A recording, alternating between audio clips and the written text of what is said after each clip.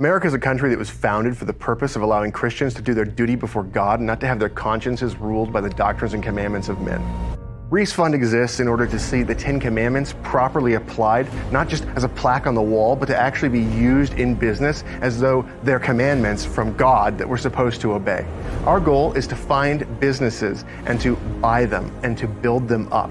We want to find manufacturing businesses and use them to make sure that we can maintain our capacity to do things here. Reese Fund, Christian capital, boldly deployed.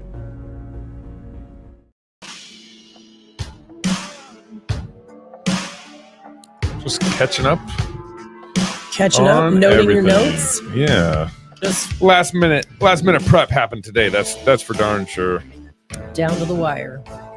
Hey y'all, welcome to Water Break. It's good to be with you guys live, and good to be sitting down with my wife in the studio for our special hour. This is a special hour. I know we haven't talked in days. It's sport. We're in full swing of like school and sports. I think our kids had something like 6 games this week between all of them. Yeah, something like that. So, yeah, it's been very much a tag team divide and conquer strategy.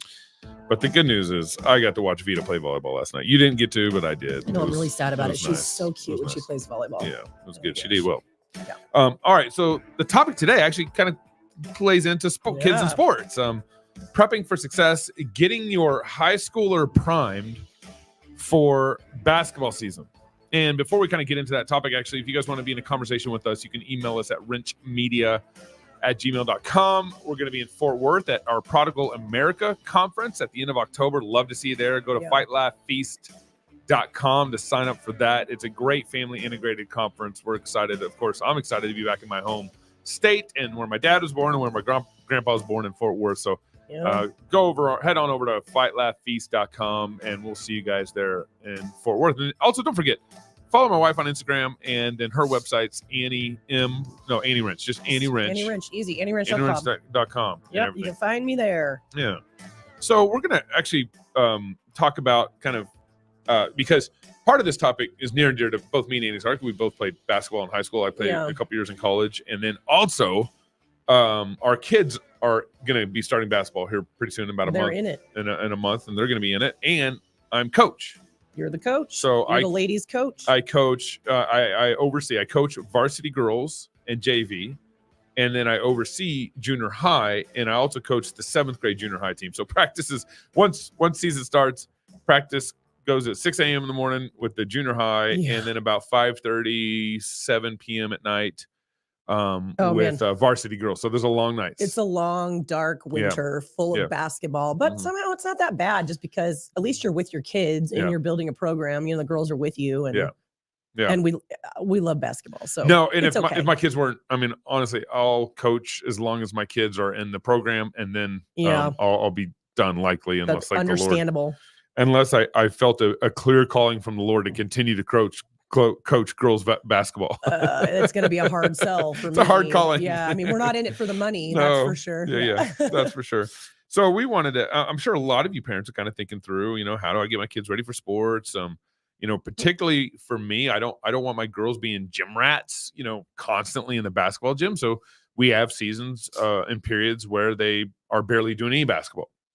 Yeah. But at the same time, I want my kids to be very competitive in basketball. So the way we approach things is going to be maybe a little different than the public schools, or a little more different than, let's say, someone who's constantly playing club and then the basketball season hits. I just don't want that vision in sports for my particularly my girls and everything. But I mean, some kids are single sport athletes, which is fine. But, that's the other thing is like we're doing volleyball. Mm-hmm. Yeah, our kids aren't. So like right now they're in volleyball, and there is not very much time for anything else. Yeah, I do suppose if my kids only wanted to play basketball, the approach might be a little different. But currently, I don't want them being gym rats on top of volleyball rats on top of track rats. You know, they're doing 3. Some of my kids are doing 3 sports. So many rats. Yeah, why do you gotta call them rats? Gym rats. Rats on the came from the track. Gym.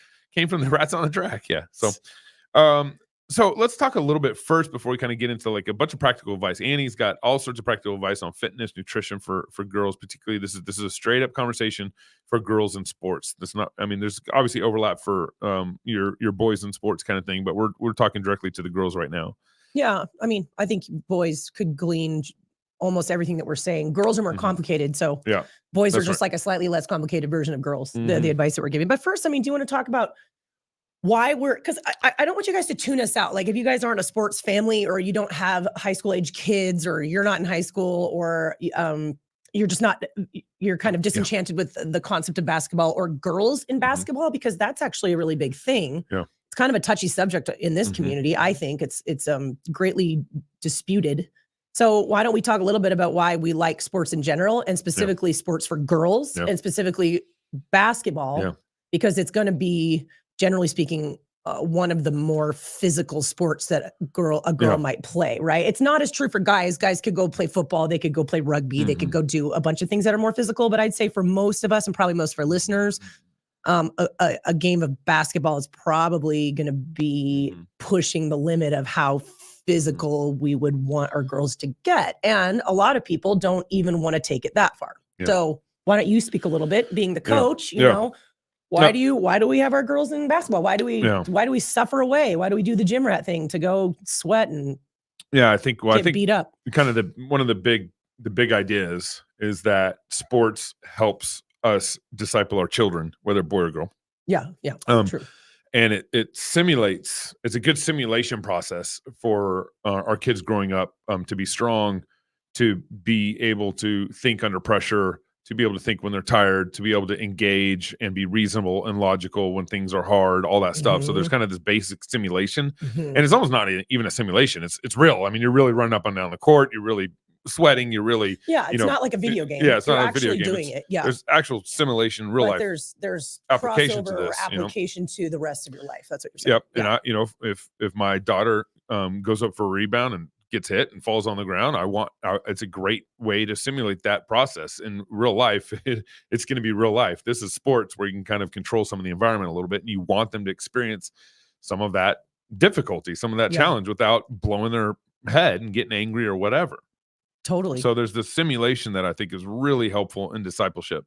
You don't send your young men to war without putting them through boot camp and training. Actual battle. I mean, it'd be crazy to take your young man and just drop them into the front lines of, our latest war, wherever it's Afghanistan, Ukraine, whatever's going on. You don't do that. And then the same way for our daughters, I don't expect them to just all of a sudden be a warrior mom, a mom who knows how to handle having babies, the physicality of having babies without crying, without being a wimp, without training them. Without discipling them. In the same way to like a mom who has to get up at 5 a.m, go to bed at 12 at night, turn around, do that all over again. You have to simulate life for them. Motherhood's a huge, it's a combat sport. Well, it is. It is a very physical sport. And we've talked about that. But I mean, I just want to say, if you're looking at your high schooler, yes, you want her to be prepared for hopefully eventually motherhood. But I mean, you're preparing her for college. You're preparing her for just going out in the world, period. And it's really funny to me. I have not heard a good argument against girls in sport in general, and specifically girls in basketball. The argument always, it seems to be like, well, it's too physical or it's just too hard for them. And I've even heard some people say, well, they just can't mentally handle that. And I'm like, well, isn't that part of the point? We want to help them. We want to help them be able to handle. Don't you want them to be able to, you know what I mean? Like, because it's like, we totally agree men and women are different. We're not feminists here. We're not preaching this or having this paradigm of like, well, girls are the same as boys, or they should be able to just do everything boys do, and that's how they achieve. We don't believe that at all. But that doesn't mean that you need to replace it with a paradigm where like girls can't do hard things. They can't be tough. They can't operate decently in the sympathetic nervous system, which is that panicky fight or flight, nervous system that you get into when you're under pressure, you're thrown into a game, you got to be able to operate there. I mean, like, how many girls do we know, full grown women, who just cannot handle any kind of stress and any kind of pressure? And how does that translate into all areas of their lives? Their ability to do a job well, their inability to be a good mom, their ability to foster any kind of relationship. And like, I know everybody listening, regardless of what you think of basketball, you understand what I'm saying. Like the girls who can't debate, they can't think straight under pressure. They're horrible in a crisis. They want to cry and go home or, freeze up or take their ball and go home. They have no ability to just, they don't have any real life any sort of confrontation, or makes them want to flight instead of fight. Totally. Or they just completely lose it because they have never been given those tools and they've never been pushed in the right way to learn how to do that. So I love basketball for that. I like all sports. I love track and field. I love volleyball. My girls are in volleyball right now, but in volleyball, it's got its own mental. There's a net between each team. There's a net there. Like, there's pressure. I'm serving, it's all down to me. Everybody's looking. But like with basketball, like you actually get pushed and shoved. There's a person in your face and you have to learn a high level of skill, right? You have to be conditioned. It definitely depends on a high level of conditioning for you to be successful. And you have to learn how to operate and execute under pressure. And I cannot think of anything that women just naturally tend to not be as good at. Yeah. And that really, really, really, in order to succeed in life, we really need. So that's why I love it. Yeah. I love it. And I love seeing girls out there putting themselves out there and learning to do hard things and learning to execute under pressure, because that is not something that most of us are born with. And in basketball, Annie mentioned this already, but it's one of, at least how I view it, it's one of the few sports where I think we can be done in a feminine way where there's physical contact. Like we just absolutely reject our girls playing football, rugby, all that stuff. There's a male physicality there that you have to have. Like, and I don't want, it's like inherent in the sport. Right. Like you can't really play without just tackling each other. I don't want to grow that skill in my wife or my daughters. But for basketball, I think it's one of the few sports where it can be done in a feminine way and still, and it be a physical contact sport for the girls. Yeah. Yeah. And so there's a lot of finesse. There's a lot of technique. There's a lot of execution. There's a huge amount of mental, and because you're running for 40 minutes, and by the end of the game, fourth quarter, you got to be mentally be able to make a free throw while you're tired, all that stuff. And so I'd say that kind of when women in basketball, I think the kind of contact sport that it is, I think it can be done in a feminine way, and I think that's good and healthy. And there's multiple examples in scripture, but the Proverbs 31 woman had strong arms. I mean, she was able to do this kind of stuff, right? She did big girl hard things, you guys. She wasn't coddled. She wasn't, oh, and then that's too hard. And then another, I think, kind of a broader principle here, whether it's male or female, basketball is also, I think, one of the most well-rounded sports. You got to learn how to jump. You got to learn how to sprint. You got to learn how to handle a basketball. Have a third object involved in the whole situation. There's a lot of facets of different of fitness and hand-eye coordination, shooting the basketball. It's true. Math calculations and shooting the basketball. That kind of stuff. So it's a very well-rounded sport as opposed to if like you're just a bodybuilder where you got a good pull-up or something, or it's like bodybuilding isn't even that well-rounded if you're trying to run or sprint or run stuff like that. So I like the well-roundedness of basketball. Again, even our kids are in volleyball, we love it.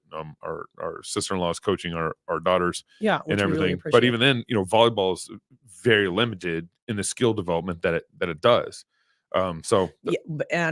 And again, I love volleyball, but there's a net there, and that's why all the girls want to play it. Okay, because it's safe, it's easier in that way. It's not. I'm not saying it's easy. It's those athletes push themselves, and it is a challenge. But that's why girls want to play. Okay, is because it's easy, and you're taking away that person in your face, that potential for physical contact, and you could actually get pushed and shoved, and frankly, especially in our communities where boys are not allowed to do that, brothers are not allowed to, they literally can live their entire life like a pretty little princess and then get spit out into the world. And what do you think's going to happen to them, you guys? What do you think's going to happen? Physical contact of feminism is going to creep right in their face really quickly. Gosh, yeah, they need it. They need it. They need to learn how to handle that well, Anyways. So since this is preseason, we're going to start talking about preseason. What should it look like? Our practice for me and the teams, they start the first Monday in November. And I get a little bit of preseason practice starting literally this Saturday. So let's start with you, baby, on this kind of what preseason, whether training, nutrition, what does it look like for girls to get ready for basketball season? Sure. Well, do you want to just talk about training in general? We can talk about it preseason and then in season, and then we can shift to nutrition.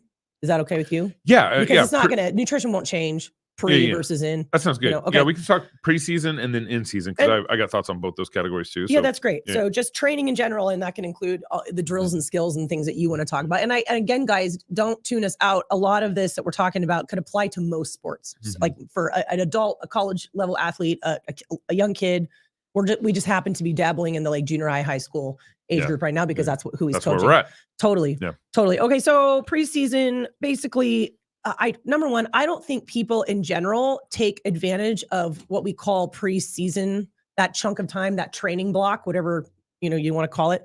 People don't take advantage of that. And I know it's hard because school and life and all these other things. And a lot of times kids are in another sport preseason, right? So the preseason to basketball is like volleyball or I don't know what else is in the fall, football or whatever you're doing. Cross country. Yeah. So it can be really hard. So you just do your best, but preseason is your opportunity to set yourself up for the best success of your actual season. And a lot of these seasons are not very long. Like I think of track and field in the spring, it's a very short season, So it's like, if you haven't been putting some work in beforehand, you're going to maybe have some trouble. So on the conditioning side, with basketball, you obviously need to get running. I mean, it's a very, very dynamic sport. You're moving up and down the court. And one thing that I always tell girls when I'm talking to them about basketball is even if you're not the best player on the court, maybe you're a little behind on your ball handling skills, maybe your shot isn't great. If you are in better shape than the other team, you can bring value. And you're that much more advanced already in the start of the season because now you can full court press and do other things that the other team can't do. I mean, just the ability to play good defense and hustle and scrap, not just in the first quarter, but all the way through and just not fizzle out because of your lungs. That is so valuable. So even for those of you who are like, I'm really not that good, like I don't have a good, you can bring a lot of value by just getting your bunsies into shape. So with regards to running real quick, I'll just touch on a few things I would be doing. I would be getting some aerobic base work in here. Once or maybe even twice, probably twice a week if you have the time. So this is like slow, steady, 2 or 3 miles, just working on that aerobic fitness because the basketball game, especially if you're in a lot, you're not getting subbed out constantly. It's just a lot of running. Yeah. So you want that aerobic base and you want to lay that foundation of aerobic base work before you go and start running a bunch of suicides, ideally. And one of the reasons that kids, it's like that traumatic, like, and who threw up today, because the suicides came around. It's just because they didn't put any time in the preseason. So I would do that. It also will help their shins, the fascia of their feet get used to the pounding and the running because shin splints is huge in basketball. Plantar fasciitis can be huge in basketball because you're going from not running to running and a lot of it, and usually onto a new surface that you're not used to and in a different pair of shoes. So do some aerobic base work. I would definitely recommend at least once a week getting some sprints in because there is a lot of need in the game of basketball to be able to accelerate quickly, right? Okay. So 100 meters, 40s, whatever, just to touch on that fast twitch. And what do you normally recommend there? Like 10 sprints and then be done or like, And it's no different than what we've recommended. We've talked about sprints quite a bit on this podcast because I'm kind of on a sprints for everyone soapbox right now. You have to do the base work first so that you don't injure yourself trying to sprint the first time, but you have to kind of baby step up. But so like yesterday I did 10 100 meter, not even, it was probably closer to a 200, 30 second sprints. So 200s, 100s, all the way down to a 40, something like that. But start with like 5, and probably hold back a little bit to make sure you don't pull anything if you haven't been doing stuff. That's right. Because even if you're coming from football, you'll be probably fine. There's usually a decent amount of conditioning in football. I guess it a little bit depends on the position you play. But if you're coming from like volleyball, it's a very athletic sport, but there isn't a lot of running. Right. Unless you just have a coach that runs you a ton for no reason. Which is weird for volleyball. It's just not as needed in that sport, right? Like more skill-based stuff is needed in volleyball. So you may be in terrible running shape and you may be very much, the potential for injury is very high. So be careful, ease yourself in, but one way or another, I would get to sprinting at least once a week. And then I would also, if you're serious and you want to see that basically overall aerobic capacity increase, I would do some VO2 max work. And that's probably the most painful thing. And we've talked about that before. Remind our listeners VO2 max work is. Basically it's either max effort, 4-minute, 5-minute, or 6-minute bouts. I would run if you can, because you have to run in basketball. So like a mile, kind of at your hardest. If you're fast, if you're a fast miler, mile repeats would be great, but if you're, for a lot of people, a 6-minute mile they're not there. So maybe this is like 800 meter repeats, or you can just go for time, which is what I have a lot of people do. So the 4x4 protocol is very, very popular, where you literally just run as fast as you can, as hard as you you can for 4 minutes, and then you always take an equivalent rest. So 4 minutes hard, 4 minute rest, 4 minutes hard, 4 minutes rest.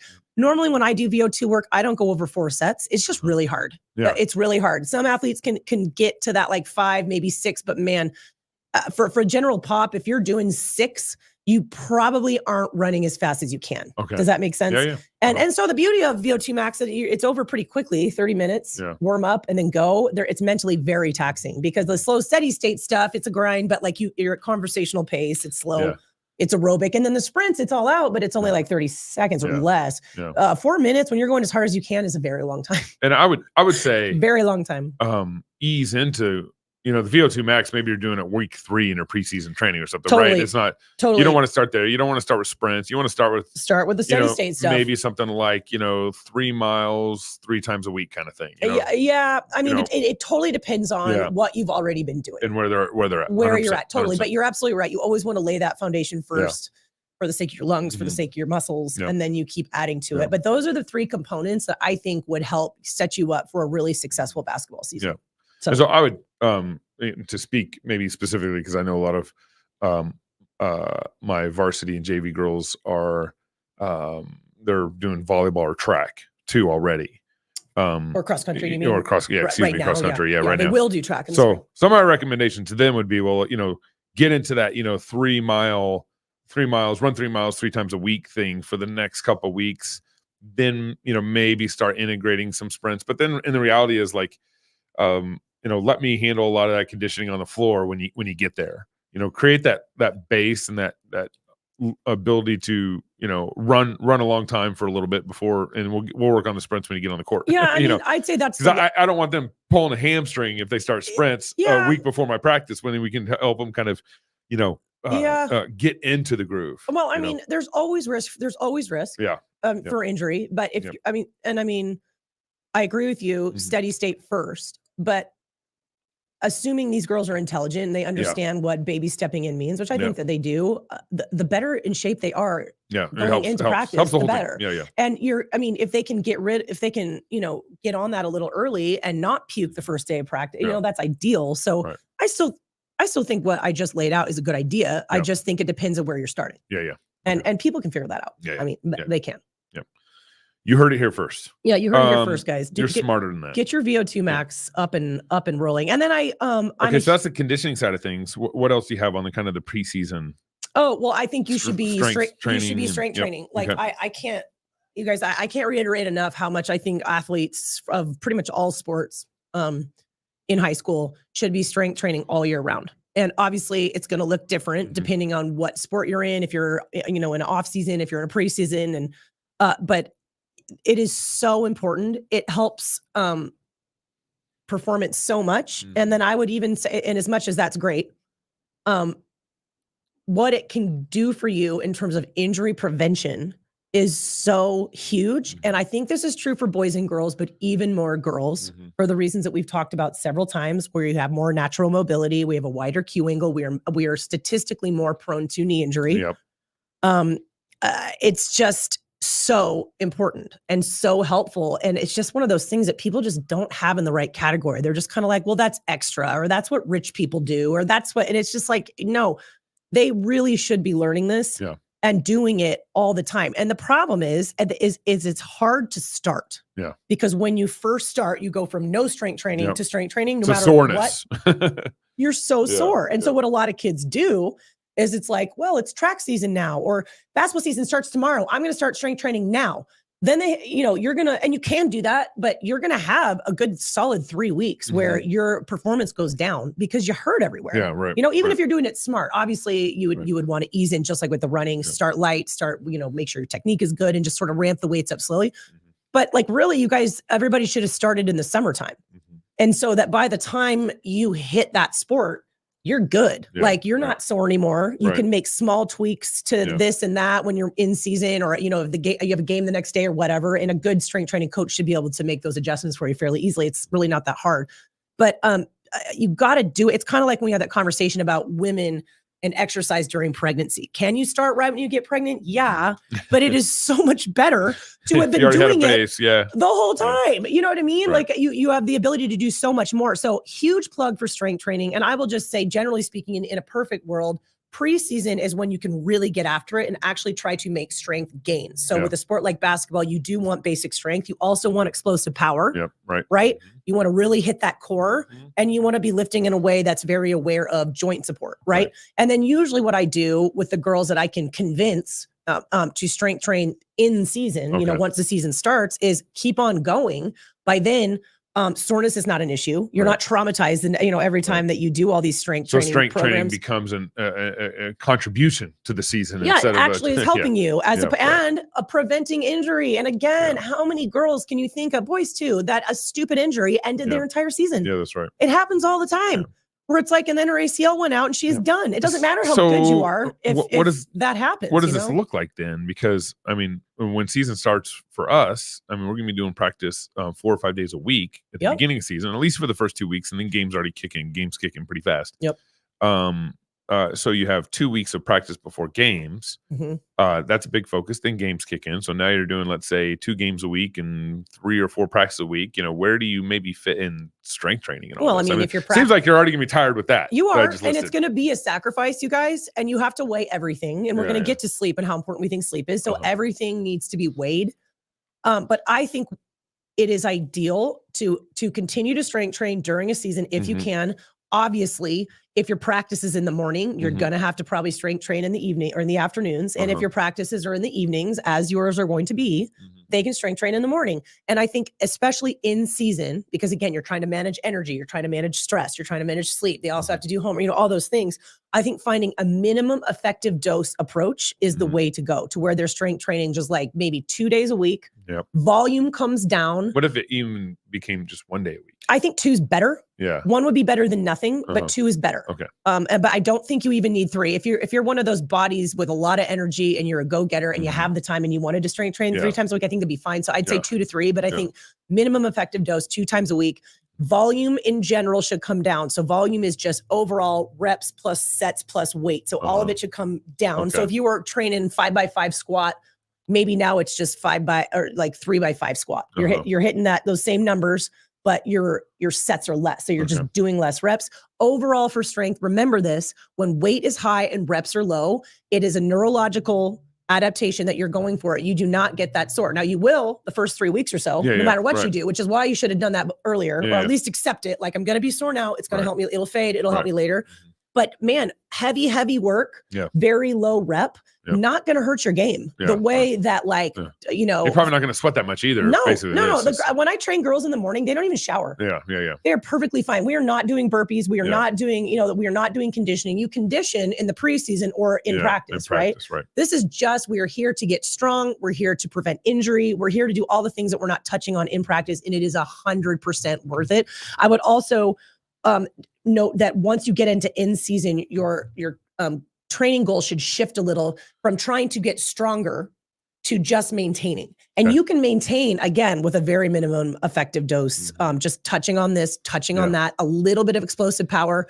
By that even, I mean, like when you're doing a really high box jump, 3 reps. This isn't CrossFit. We're not using it to get our heart rate up. We're trying to train fast twitch muscle fibers. So you can actually, as long as you can afford getting up a little earlier, it is almost 100% net positive that you'll get out of it if you're training smart and you've been consistent. And I would up the amount of core work, up the amount of joint support and mobility work during the actual season. So small tweaks, but man, 100% worth it.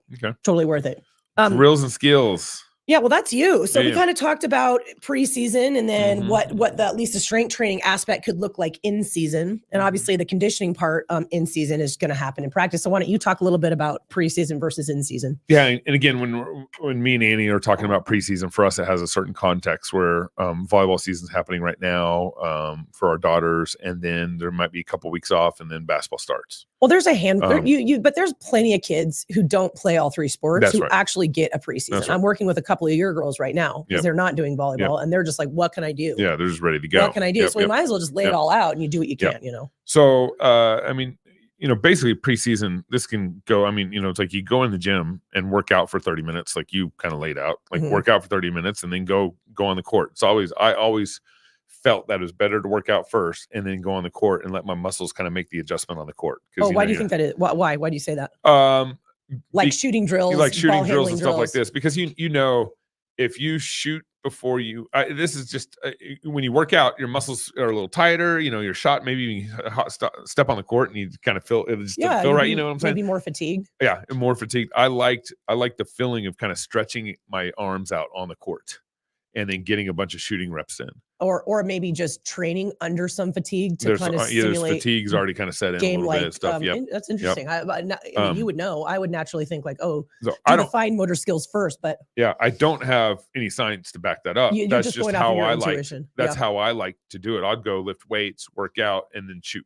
Yeah, and interesting. Then get my shot. My shot at the very beginning would be a little funky because my arms are tight, but once I got loosened up, it'd feel really good. Yeah. Okay. Interesting. Yeah, it'd be actually interesting to kind of think through the other side of that. I just never had. That's just how I always did it. So I like to lift weights first and then go into the gym. Once you get in the gym, just think of like 30-minute workouts. Like you don't need to be there for 45 minutes. You don't need to be there for an hour. Now, if you can, there's other things you can do, and it's great. But there's basically 30-minute workouts where you can go through ball handling drills, your passing, shooting, and defense. That's it. It's like that's the basic drills you need to work on: ball handling, passing, shooting, defensive slides, defensive drills. Are these all things people can do by themselves? Yes, all you can do by themselves. And even passing, you can find a wall and you can work on your pivot and you work on your steps and you work on your footwork and you work on your chest pass, overhead pass, bounce pass, stuff like that. And it's just against a wall. Work on your accuracy, if you're working with the wall, work on your accuracy, work on your feet, work on kind of how you might step and pass around a player and throw it off the wall. So all these drills you can basically do by yourself. Ball handling drills, easy to do by yourself. Shooting drills, throw the ball off the wall, catch it, shoot it, or throw the ball 3 feet in front of you, right in front of you, catch it, shoot it. Do you have a in one session, let's say you're just doing a drill session, 30 minutes, whatever. Do you have a number of how many shots on average somebody should get off? By yourself, it's a little harder to get more shots off. Because nobody's rebounding you for you. Get the ball. Unless you have a basketball feeding you, whatever you call those things. I forget what the name is. Would you still have a number though? By yourself. Well, for free throws, that's pretty easy. Just, you should be able to get 100 free throws in by yourself in probably 15 minutes. Really? 100? Yeah. Okay. So that's especially if you're a good shot. If the ball's bouncing all over the place, you're going to have problems. If you're bricking it, maybe you'll get a little extra conditioning in, rebounding for yourself. But the kind of drills that shooting drills that you're working with one-on-one by yourself is like 2 dribbles, jump shot, 2 dribbles, 3-point shot, crossover, jump shot. So you're working on a little more skill and technicality and not just the shot. Yeah. You want to integrate some skill and dribbling into that. Okay. You want to work on your jump stop. There's a lot of good videos out there. Basketball's been around for a long time, and you can go on YouTube and find a good 30-minute video that works for you and everything. And there's some decent coaches out there. But whatever you do, especially the girls that are in my program, when you're doing drills by yourself, you don't want to do them kind of in a soft way. You don't want to do them in a lazy way. You aren't going to make any gains on that. You don't want to just kind of walk through the motions. I can't tell you how many times I see people do drills by themselves and they're going like, half speed. It's like, go hard, make it seem like the real thing, So do your drills with intentionality, do your drills with strength, do your drills with fundamentals. Those would be the 3 things, like strength, intentionality, and the fundamentals that, my girls who are listening to this that I coach. It's like, don't do a jump shot and travel into it. Don't do a jump shot without the proper fundamentals, coming out of a triple threat, whatever. Do those drills with real skill, intentionality, and fundamentals in mind, and you'll grow. If you don't do it that way, then you're just wasting your time doing drills and everything. So those are basically the 4 areas: ball handling, shooting, passing, and defensive slides. And you should be able to do a decent workout, a decent 30-minute workout, doing all those things, 7 minutes here, 8 minutes here, 7 minutes here, 5 minutes here, and you're done, something like that, and everything. And so that would be kind of on the skill conditioning side of things, because here's what's going to happen. First day if you don't pick up a ball, and even work on dribbling at home and working on the ball going around your back, or working on passing off the wall, you're going to get there first day of practice. Or either you're going to be behind, or the whole team's going to be behind. And we've all kind of done this to ourselves. Yeah, you know, you don't want to get to the first day of practice on Monday, November 2nd, and then show up and then think we're going to be ready for our first game in 2 weeks, which is we have 2 weeks. That's how much time you have, which is that's just so unrealistic to be able to. It's so funny. And on the one hand, I remember, because I was a 3-sport athlete, and I remember switching from the volleyball to the basketball and just being like, making that transition every year and just being like, okay, remember how to dribble. This ball feels so heavy, all that. But like, on the other hand, it's so funny that it doesn't occur to us, because there's so many girls who want to be better. And I know they do. They're like, I'm so excited for volleyball, or I'm so excited for basketball. But it's like there's a disconnect. Like, okay, well, if you're really excited and you want to get better, what do you got to do? You got to practice. You got to drill. And I mean, like, this happens to me in the gym all the time, where women are like, I just am so bad at pull-ups, and I just don't understand. How do I get better at pull-ups? It's not going well for me. And I'm like, well, how many times a week are you training pull-up? And they're like, none. And I'm like, well, what do you think you got to do to get better at pull-ups? Like, you have to do them intentionally. You have to set aside time. And like you said, it's not that much time, 10 minutes or randomly throughout the day or whatever. Like, I remember when I was playing volleyball, and I was this tiny little person, and I was supposed to set varsity. My coach gave me a setter's ball, which is basically a volleyball full of sand. So a really heavy volleyball. You got to work on those fingers. And I no one made me. I just knew I needed to get better. I would lay on my back in my bedroom for like 30 minutes a night and just set the setter's ball. I remember. And sometimes my parents would walk in, and they're like, oh, it was just normal. Just me on my back. But again, like, it was very simple. I just was like, I need to get better at this now. So I did those drills, And speaking of basketball, I think there's a ton of drills you can even do at your house. Right? Ball handling, dribbling on the driveway, dribbling in the basement. Like, you'll get creative if you want it. Because the thing is, you want it, you never really forget how to drive a bicycle. But if you don't ride a bicycle, but if you don't ride a bicycle in a long time, it doesn't feel right. It gets rusty. You and use it or lose it. Get the rustiness out of your body before you hit on the court for practice. There's two other things I want to hit here real quick. You're the coach. In preparing for a season, you also want to prepare kind of your mind for the game. You don't, again, I mean, we don't even handle church this way. We read our Bible throughout the whole week so we can get better ready for church on Sunday. In the same way, when you're going into a basketball season in any sport, obviously this applies to any sport, but basketball, we're talking basketball, start thinking about, how to prepare your mind for the sport. Start remembering what you learned last year, go through the plays, go through the drills, go through the fundamentals, all in your mind. Get your mind all there so you aren't like a blank slate when you get on the court.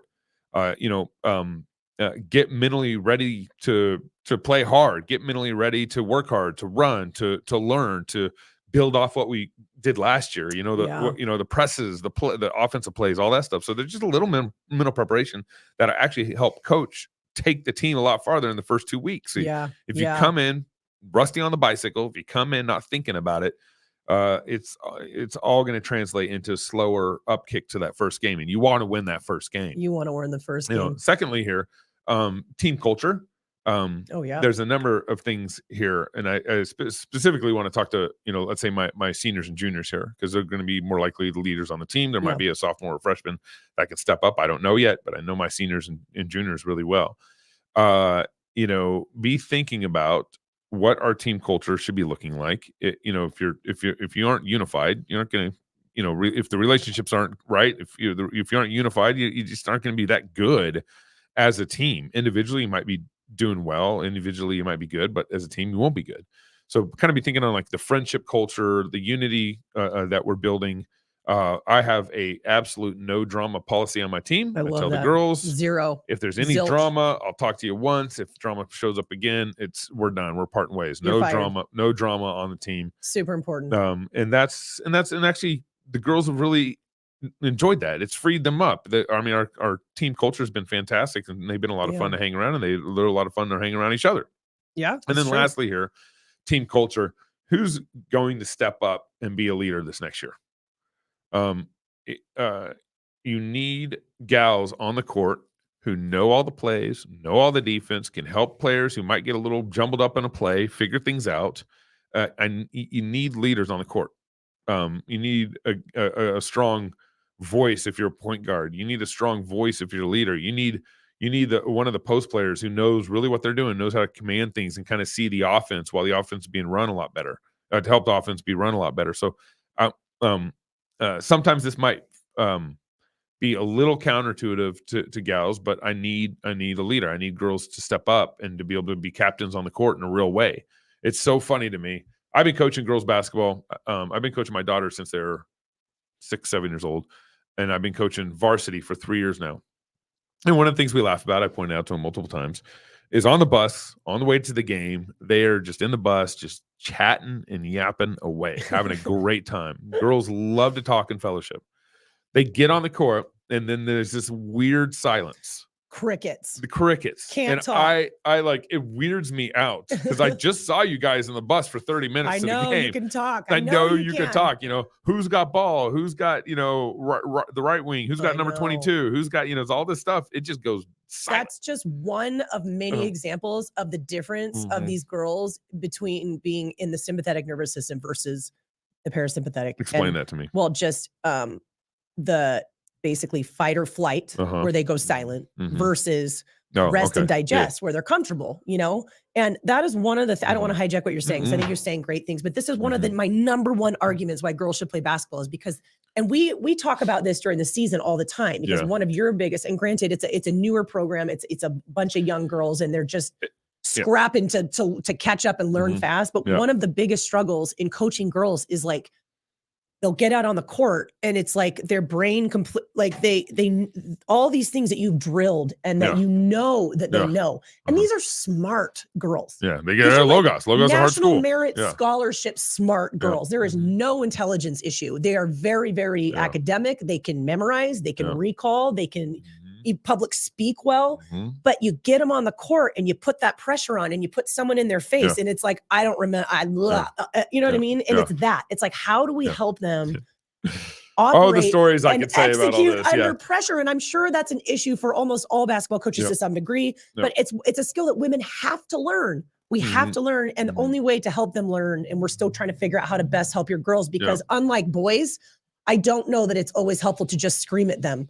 When they're in that place already, I don't have a problem getting in a dude's face on the basketball court. I can't do that to my dudes are more girls. responsive to that a lot of times. I mean, even then you could probably not do it. You can do it in a way that's not good. Not a good coach. But I mean, Bobby Knight threw a chair across the room. I'm not like totally opposed to that. No, we all know that. Anyone who's watching you coach knows that. Just not with my girls team. Yeah, totally. So it's just figuring out how to help them grow that skill, because sometimes you're going to be in that sympathetic nervous system. Like you're going to be in a crisis. You're going to be in a pinch. Like someone's going to get hurt. You're going to have a baby. Like something's going to happen, and you've got to learn how to keep your cool, think straight, and execute.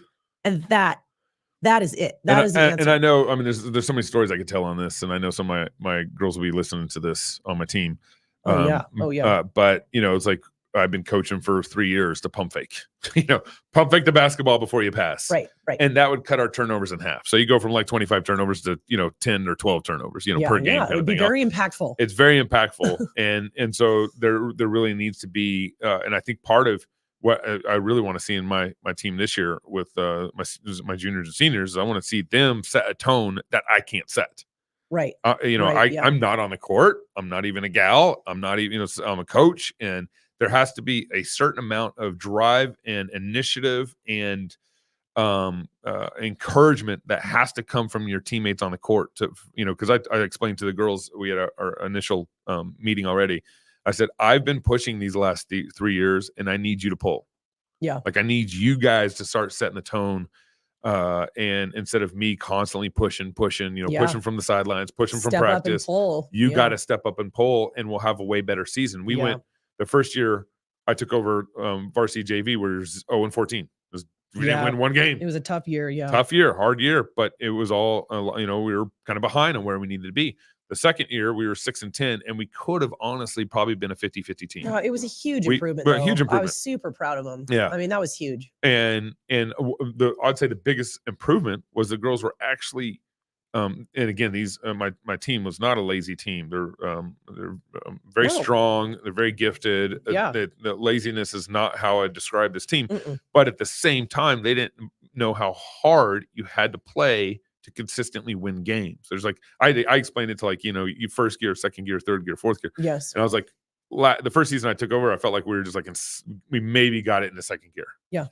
And then by the second year, this last year, I think we got it maybe in third and even sometimes in fourth gear. I mean, like you really see it. And what was really fun to see is as they started playing harder and smarter, as they started playing harder with the skills and knowledge that they had, the game, I think they started to catch the bug a little more.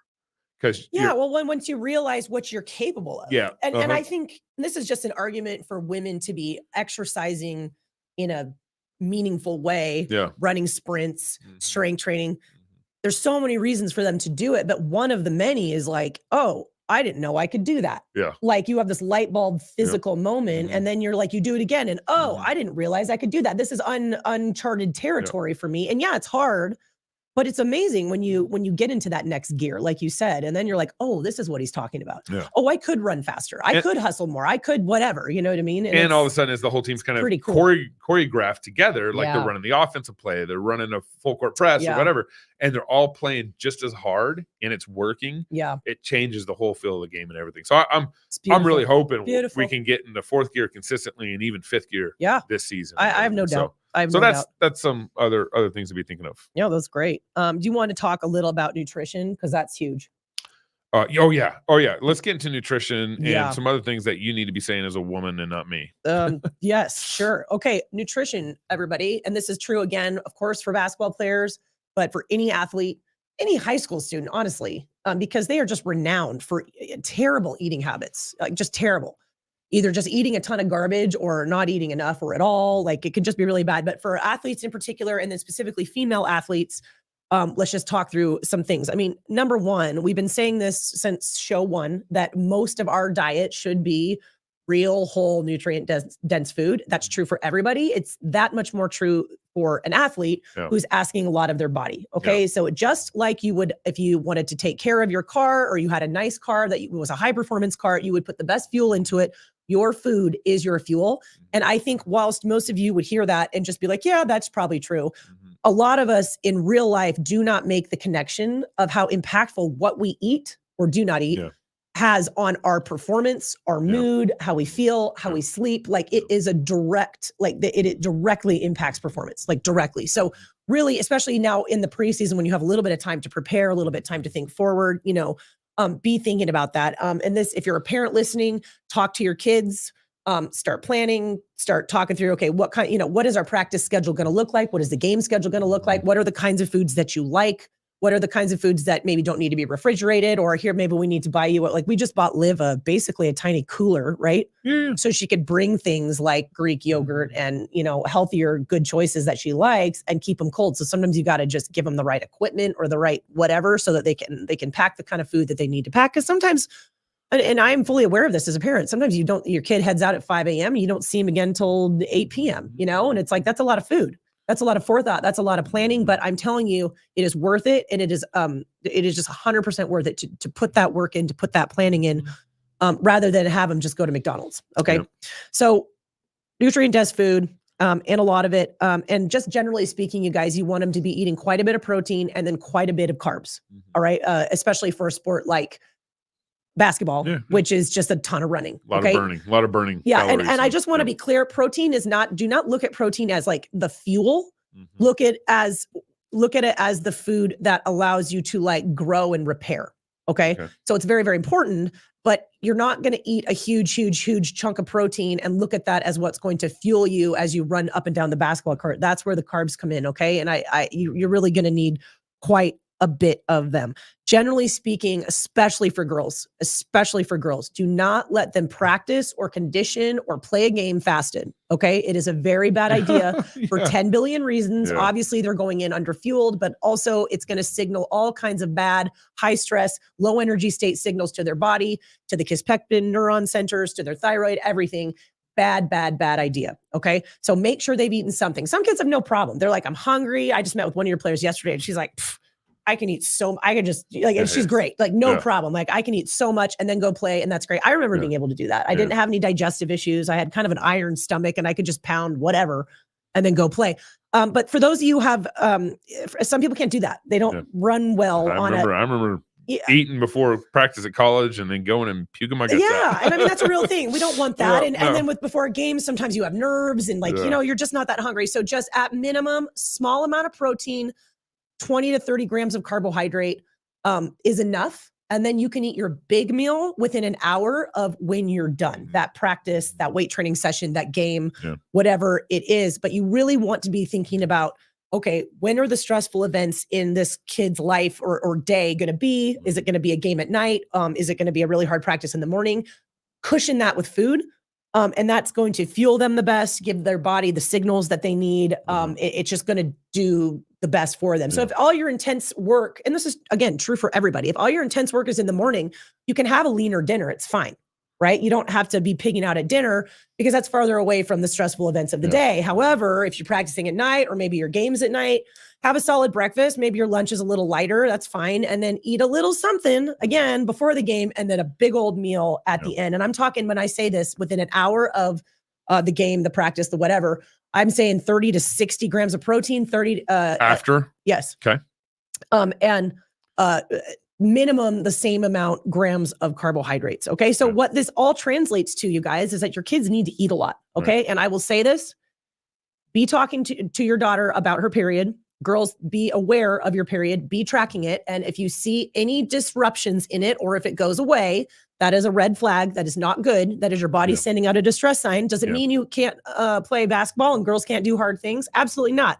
It means you need to eat more. Almost always that will take that problem away, and specifically eat more around the stress. Okay. It also might mean you need to address stress in your life, generally speaking. Maybe you're not sleeping enough. Maybe you need to cut certain friends out of your life who are too much drama. All of the stress is adding to it, but probably the really hard conditioning that you're doing and not eating enough food is going to be number one. What's the terminology you used where it's like if the period's not happening, that's like a fifth sense or what do you call it? Yeah, they're now, doctors and experts are now calling your cycle your fifth vital sign. There we go. Right. So it is right up there with, do you have a pulse? Is your heart beating? It's very important. Okay. But it's, again, I say that because I really want to raise awareness about it. But I also am telling you, it's usually easily fixed. Yeah. Just so many of these girls are not eating enough. But you're just saying it's one of those vital signs that you need to pay attention to. You need to pay attention to. Do not ignore it. This is true during track season also. And again, I'm not saying don't run so fast, don't work so hard. You can do it, you girls. You're fully capable, but your body is more sensitive to stress than boys' bodies are. So you have to take a little bit more care with sleep and food mostly. So all this translates to, you just need to be eating a lot. And this is going to mean a lot of shopping, a lot of planning, a lot of food prep. And it usually takes the kid and the parent, the mom usually working together. It's a lot of work. I do a ton of food prep. We are making granola. We are making, protein, oatmeal, pancakes. We are making egg bites. We do a lot of food prep. I've taught my girls to do it. So they do a lot. I do a lot. It's work. Yeah. But it's doable and it is worth it so that your health is good and you're fueling your body appropriately. And, it's 100% worth it. I mean, I think that's mostly all I want to hit on the nutrition side of things. No, that's great. Let's move on to kind of what you're calling lifestyle stuff, sleep and supplements. Oh, man, guys. Ice baths. Sleep. I did toss ice baths in there. So how are we doing on time? We're doing okay. Yeah, sleep, you guys. Longer. Yeah, this is one of the biggest last. I did toss down a couple supplements I could throw out to you guys. And yeah, ice baths are huge, but guys, sleep is such a big deal. And I was just chatting with my sister about this because she's in the throes of volleyball and they practice early in the morning. And it's just always this we need to practice, but we need to sleep. What's the right thing to do? And it's different for every coach. It's different for every team. It's different for every kid. But overall, high schoolers are renowned for getting very, very poor sleep. Either because they're truly overloaded and doing so many things, sports, school, extracurriculars, and or they have terrible habits, right? So even if they were happening to be at home at night with nothing to do, they would get on, social media or TikTok and scroll until 1 a.m. Right. Stop. Both of which are really, really bad for your health. But I just I cannot put into words how important sleep is for teenagers. And I really do truly believe that this is something that has been missed by most people. And that so many problems that teenagers I don't know, characteristically have, like low energy, mood swings, skin problems, attitude problem, all the things that they're like, oh, there's just a teenager, would go away or at least be greatly minimized if they were sleeping more. I pulled up a bunch of studies recently, but this was a paper put out by the Mayo Clinic. Literally, I see you linked to it. There's a couple things on it that just blew me away. I have it up here. You have it? Well, no, what was the stat about I'm looking at about the free throws? That's the quote I was looking at too. So one study focusing actually on basketball. Yeah, specifically on basketball. Free throws and 3-pointers found that sleep deprived athletes can see up to a 50% drop in accuracy. That's significant. That's very significant. 50% drop. With 10 or more hours of sleep, accuracy can increase by 10%. So it actually goes up. So it's actually a 60% swing. Right. In that. So you have this much space, and if your daughter is getting poor sleep and then she's wondering why she's not shooting well at the gym, it's because all the understood nervous system and it's like your fine motor skills. Yeah, it's like your eyesight, like, the calculation. When you do the calculation your arms are making, that your eyes are making as you go up for the shot, it's all coming together. Well, sleep affects that whole process all significantly and a lot, you guys, not just a little bit. So it affects their overall health, their cognitive ability, their blood sugar regulation, their hunger, their mood. I mean, so just everything, their ability to just be a good person and thrive and be healthy and do well at school. And things cascade too, because if you aren't sleeping well, then it's probably you're trying to do. You're probably eating fast food more. You're probably everything's kind of connected. Where you're going to eat like you aren't crap. eat crappy food, all that stuff, because I need food now. I'm hungry. I'm tired. Well, and you actually you do crave crappy food more so when you sleep because the effects poor sleep has on leptin and blood sugar regulation. So no, I mean it's huge. And this is the sad thing is, as I was looking through, because if you go on PubMed, for example, and if you just Google sleep and sports performance, so many studies come up. This is actually quite well documented how impactful good sleep is to good performance. So it's just a really big deal. So my point is that I think we need to pay way more attention and put a lot higher value on sleep than we do. And the sad thing is that many of the studies, and this it was cited in this paper out of the Mayo Clinic, is that the recommendation for teenagers in particular is 10 hours a night. That's a lot. I don't even think that's probably doable, but I'm just to give you guys an idea of how much sleep, optimally teenagers, because of how much they're growing, they're developing just at that phase in their life, they're supposed to be getting like 10 hours of sleep. It drops off a little bit once they reach adulthood. And then it's more like 7 to 8 for men, 8 to 9 for women, something like that. Overall, women generally do need a little bit more. Again, not to survive, but to thrive. But 10 is kind of horrifying, but that's the stand. That's what they're saying. So if you look at your kid's sleep schedule and they're getting like 6, and you're wondering why their grades are falling, they're not performing well on the court, they're getting sick all the time. Don't even get me started on just the connection between sleep and immune function. Take a step back and be like, we need to really make some changes here. That might be cutting some things out. That might be changing some schedules. That might be, or just changing nighttime habits, getting them off of their screens a good couple hours before bed so that they can sleep. And also sleep is a learned habit. And it's, when you go to bed, when you wake up, that part of that is just habit and habits can be changed. And I just really want to put that out there, that sleep is that important. Super, super important. No, and that also just plays into like and this is probably helpful if some parents are listening that I coach the girls. As I try to structure season. Now there's usually a time here and there where a week is kind of a long week. It just is what it is, because away games. We got 2 away games or whatever. Yeah.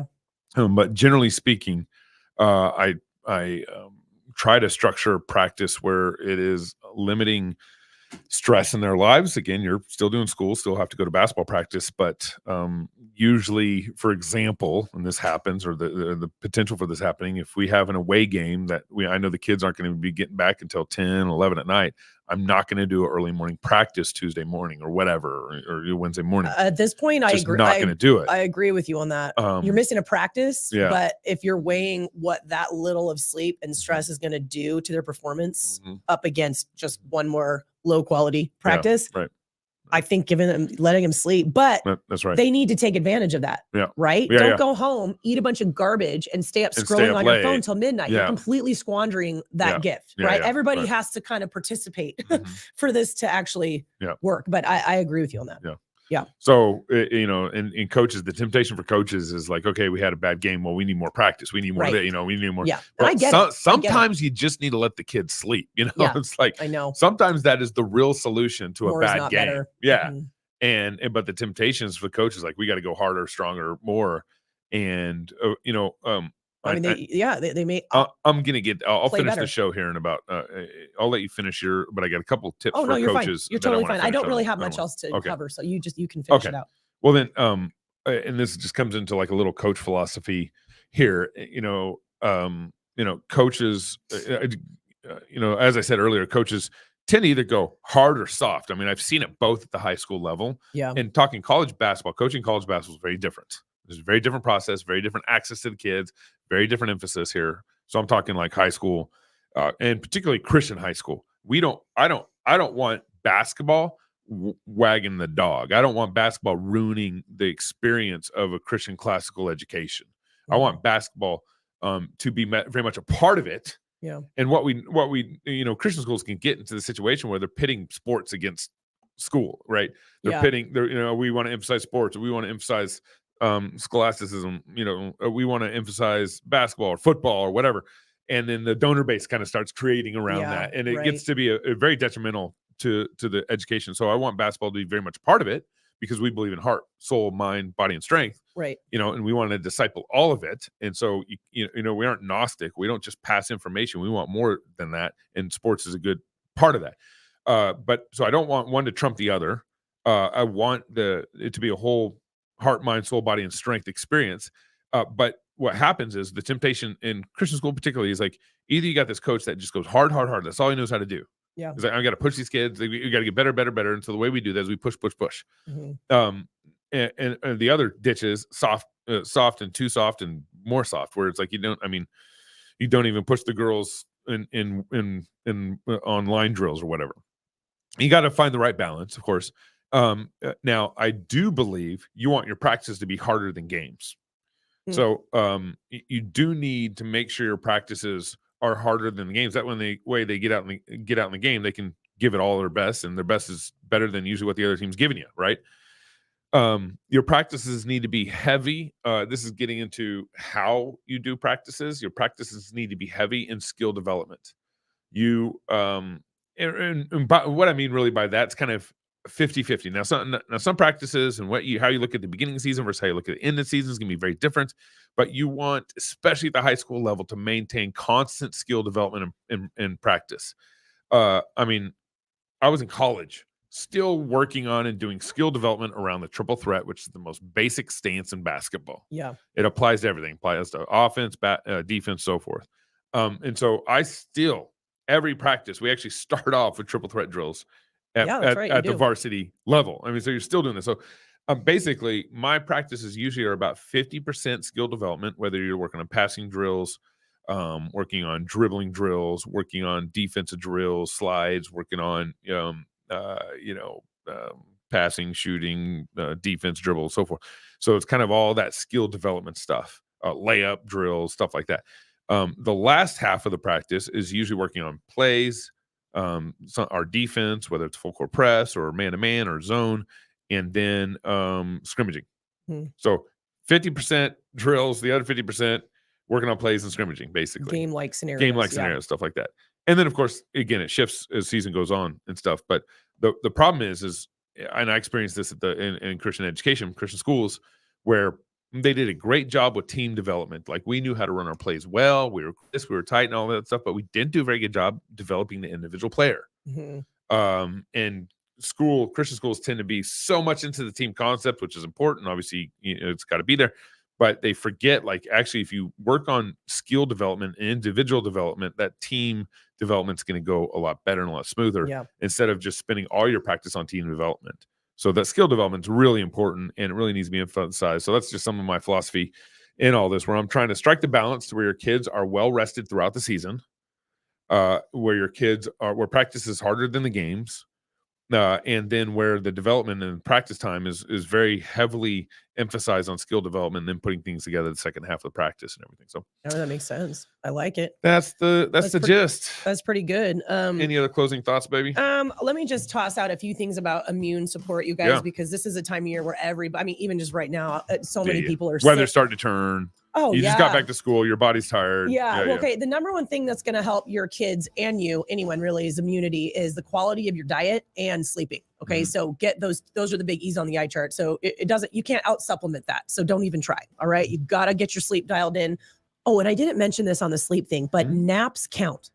Okay. And I think a lot of us feel like, oh no, it has to be, this much REM, this much deep all at night. And that's ideal. But if you're in a pinch, naps are proven to be helpful. Yeah. And then also look at sleep. Like, you want to have that 8 to 10 hours a night if you can, but look at it like a bank account.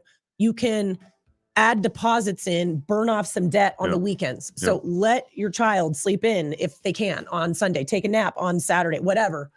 Make up some of that sleep debt on the weekend. Okay. So back to immunity, sleep, diet, number one by far. Your kids should be taking an electrolyte for sure, at least once a day, maybe twice a day if they're doing, especially during season. Oh yeah. You like it during even off season and stuff, but I train all year round, they get them on a good quality electrolyte, 100%. That is huge for almost every function in their body. I get them on vitamin D, usually anywhere from 2,000 to 5,000. I use just kind of standard throughout the winter, which is basketball season, every morning. You can ramp that up a little bit for a couple days if you feel like they've been exposed to something or they feel like they're getting sick. I would get them on a good methylated B complex also. That is huge for energy and immune function.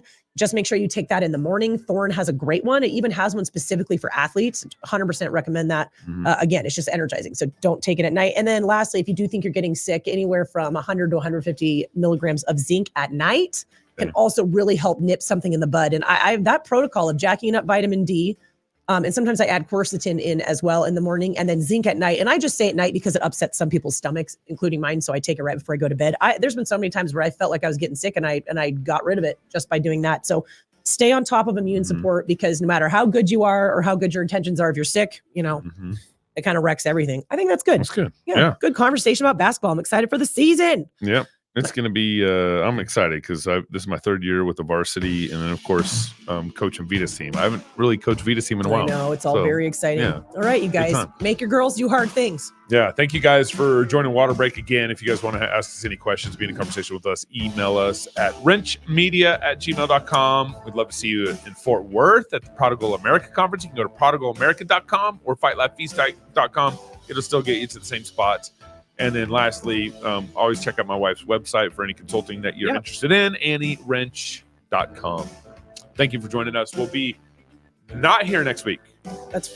I'm going to be in Florida. Oh, that's right. Yeah, where are we going to be? That's right. We will not see you next week, but the week after. The week after we should be fun. Awesome. All right. All right. Blessings. Thanks, guys.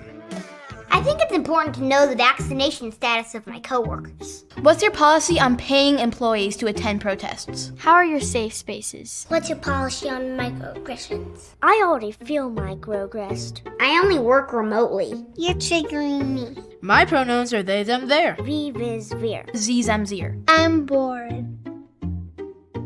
Hold on, I got a text. You don't run a daycare, you run a business. That's why you need redballoon.work. I gotta get going.